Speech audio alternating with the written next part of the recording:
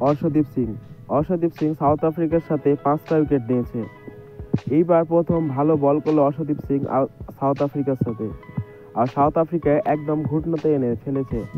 অর্শদীপ সিং আর আবেশ খান এই দুজন মিলে সাউথ আফ্রিকাকে একদম খেয়ে নিয়েছে, কারণ সাউথ আফ্রিকাকে কুলিয়ে উঠতে দেয়নি এই দুই বোলার। অর্শদীপ সিং এই স্পেলে 10 ওভারে 37 রান দিয়ে 5টা উইকেট নিয়েছে, আর আবেশ খান 4টা। আর এইভাবেই তারা ডমিনেট করলো সাউথ আফ্রিকাকে। সাউথ আফ্রিকা প্রথমে টসে জিতে ব্যাট করতে সিদ্ধান্ত নেয় আর ব্যাট করতে আসে, কিন্তু তাদের টি জর্জয় ছাড়া আর কেউ সেরকম ছিল না যে ভালোভাবে ব্যাট করবে। তাদের সীমাতে ভালো ভালো ব্যাটিং ছিল, কিন্তু তারা ভালো ব্যাট করতে পারেনি ও ভালো স্কোরও লাগাতে পারেনি ইন্ডিয়ার সামনে। সাউথ আফ্রিকার ব্যাটিং দলে টি জর্জয় আর অ্যান্দ্রে পেলুগায়ো এই দুজন মিলে কিছুটা রান করেছিল বলে সাউথ আফ্রিকা টিম 116 রান করেছিল 27 ওভার 3 বলে।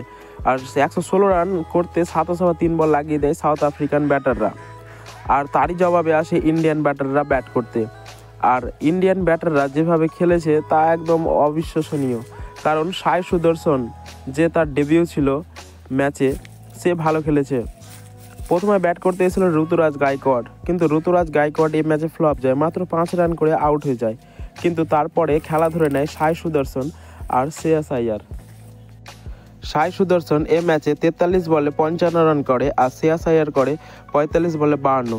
আর তারা ইন্ডিয়া টিম ম্যাচ জিতে নেয় সাউথ আফ্রিকার সাথে। প্রথম ম্যাচটাই সাউথ আফ্রিকার সাথে ইন্ডিয়া টিম জিতে নেয়। তো বন্ধুরা, তোমরা কি সাই সুদর্শনকে দেখে ইমপ্রেস হয়ে